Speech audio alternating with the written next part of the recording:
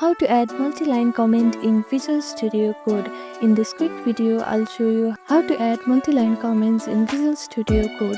Great for making your code more readable. Let's get started.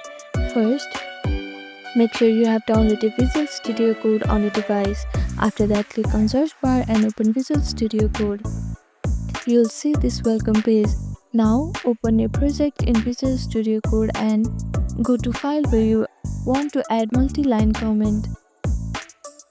To select the lines you want to comment out, on Windows press Ctrl plus / and on Mac press Command plus /. Alternatively, you can type multi-line comment syntax manually.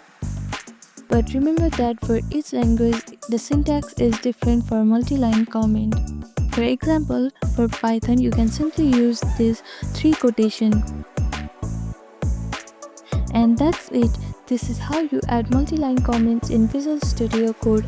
Thank you for watching this video. Please do not forget to like, share and subscribe to our channel and comment down below if you have any other queries. Thank you.